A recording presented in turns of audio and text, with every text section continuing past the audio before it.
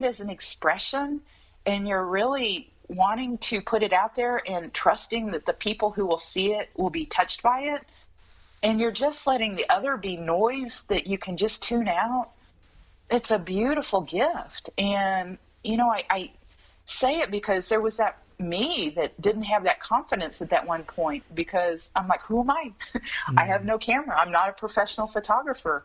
Who am I to think I could create a best-selling photography book? And anytime I'm expanding, there's a discomfort to it. It's unsettled. It's kind of like growing pains as a child. When we grow, sometimes our bones or, things ache a little bit, and it's just growing pains. And when we move into it and we walk through it and we have the support to do it differently, it becomes the new norm, And so often it's not something that feels comfortable because you aren't used to it yet. But the more we learn anything and we start doing it, it becomes comfortable and it's beautiful. And so, yes, have the courage to say yes to you is the biggest part, to finding that joy, to doing the things that feel good. And I truly think taking photos, drawing, writing, if you've got a message that wants to be told, speak it. What if it only changed one person's life? That's what might that one person do that you don't even know the impact you might have? It's a positive ripple, but if you never do those things and share them, sometimes people have told me you'd be doing a discredit to the world if you don't do it. And I'm like, whoa, that feels kind of heavy, But what if it really did? Because this book that we had the courage to dare to go ahead and publish has absolutely changed lives for the better.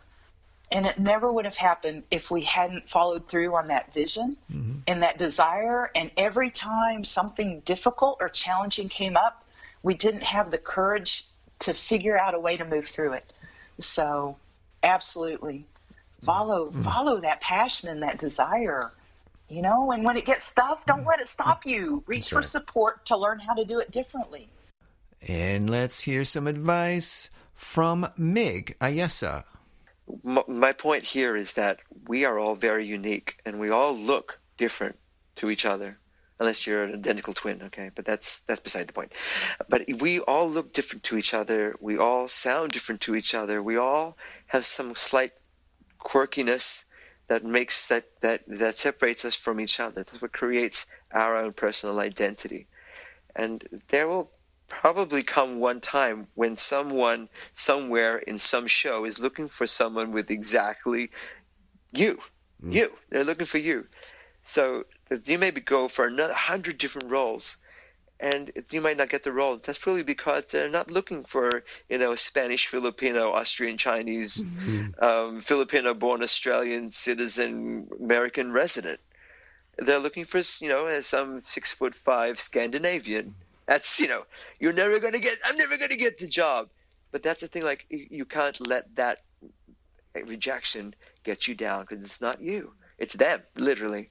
So you just have to have the faith in yourself and know that what you have is unique, and it's worth expressing all the things you have inside you. Everyone has a story to tell. Everyone is a movie in the making. You are an epic miniseries. You are a blockbuster, and it's time for you to write your book. And here are some great words of advice from Joanna Finch. Enjoy the fear. Enjoy it. Like feel into the passion.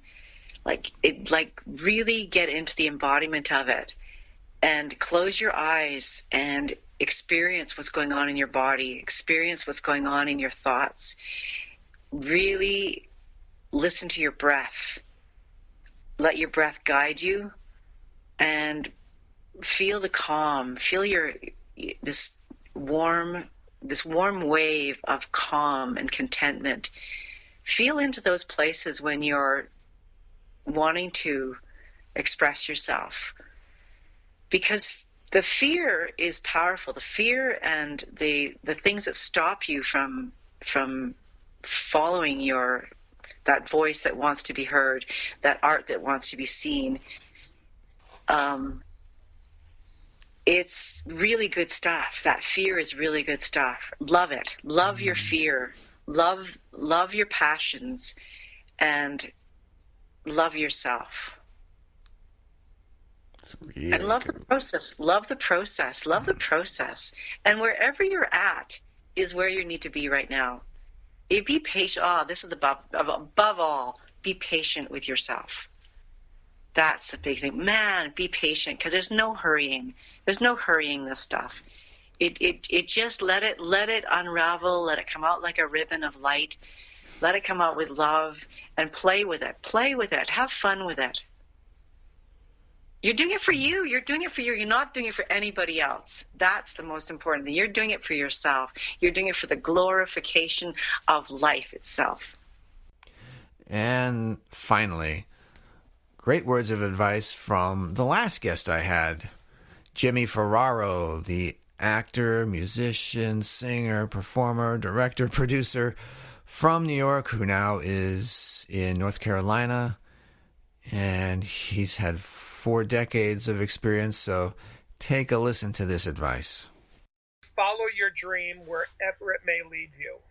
And if you want show business, I always say you need to be married to it. And you need to put on blinders like they put on horses.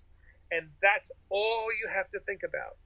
You have to pursue it with a vision. And don't let anything or anyone deter you. Did you have a vision? Absolutely. You did. Absolutely. And Yes, I knew from when I was a child what I wanted to do. And I didn't let anything stop me.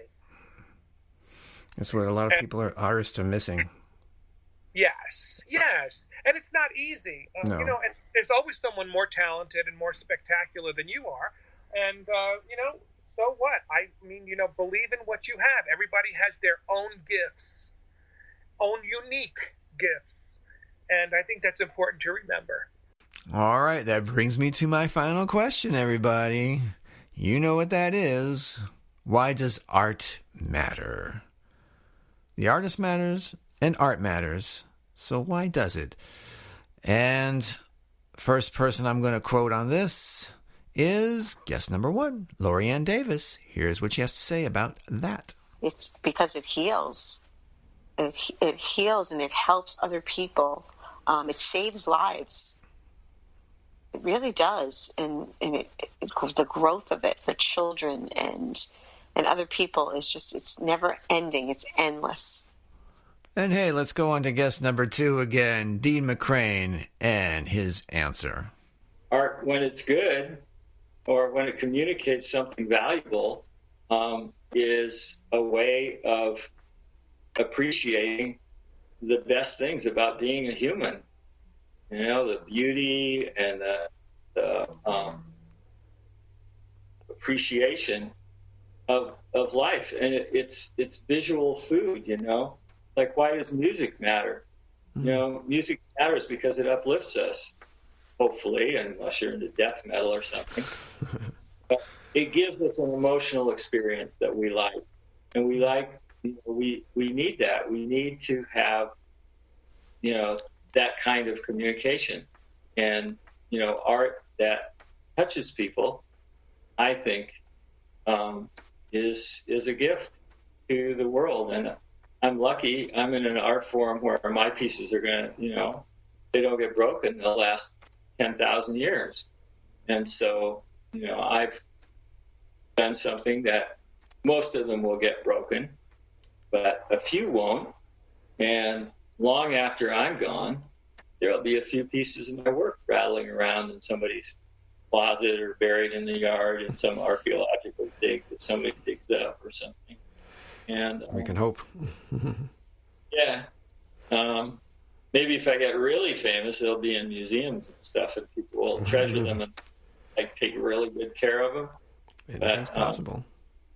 I like making coffee cups, I make coffee cups because everybody wants coffee cups, so it's a good marketing thing. But the thing is, people handle them every day. If you make a vase, it sits on the shelf. But if you make a coffee cup and people use it, now people are going, oh, your work's too valuable to use. I go, use it. Because you get to touch it and look at it every day. Drink your morning coffee out of it. It'll give you a lift in the morning, So that's why I think it's important. It's a way of affirming life, you know? Next up is Debbie Ortiz and why she feels art matters. But something happened yesterday to me. I had this awakening that I have put so much effort into my art, into my work, and one day I am no longer going to be here. But my film will be here forever. Art matters because what you have to say matters, and what you feel matters, and how you impact people matters, and that can live on way past any of us. And that can just making people laugh, whether it's drama, whether it's comedy. Do what you do best, because art matters, because it's forever. Art is forever. It's forever. It's everlasting. The next person to answer why does art matter is very near and dear to my heart because she's my wife, Anna Rudy Monaco, dancer, choreographer, fitness instructor. She's been in the biz many years and been with me many years and survived. And she was on the show and offers this great answer to this question. Art. There's such a large spectrum when it comes to art. Art is beautiful. It can come through music. It can come through steps. It can come through pictures, photographs, paintings, sculptures, pottery. Art is so universal, and so many people out there have so many gifts that they probably don't even know they have. So art matters to everybody, because something that you create or that you make, it could be jewelry, it could be, like I said, pottery, it could be a bouquet of flowers, it could be a painting. I have many of my granddaughter's paintings on my wall. It doesn't look like much. I've even had my granddaughter paint on my walls in my house.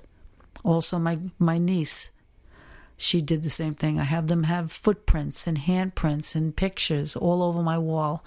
So art is just what makes things beautiful, and it can come in any shape and form. It doesn't have to be just done with your hands. It could be done with your feet. You know, it could be done with your voice. It could be done with every part of your body, and you just don't realize that what gifts that you have. All right, now we move on to Alex Ferrari and his answer to that question. Take a listen. Art matters because it helps us process the world that we live in. Without art, without story, we would cease to be a species. Without the power of story, specifically as an art form, the core values would never have been translated down or transferred down from generation to generation. It was the verbal word. Before books, before the internet, it was about story. And that story is an art. The more entertaining you made a story, the better it stuck. Peter and the Wolf, the Boy That Cried Wolf, all those stories from, the Bible on down. All of those stories, that's art. On one level, that's one art, and movies or art or music or paintings or architecture, these are art forms that help us process what we're dealing with in this world, help us process just living and process this existence. And I'll leave you on one note. I feel that everyone listening, I feel that it's your responsibility to find out what that thing is in your life. That thing that drives you, that thing that you're here to do, that art that you're supposed to put out if you're an artist. It's your responsibility to figure out how to get it to us, because we all need it. You were put here for a reason. And your art, you have no idea what your art or what that thing you do, how it will affect another human being.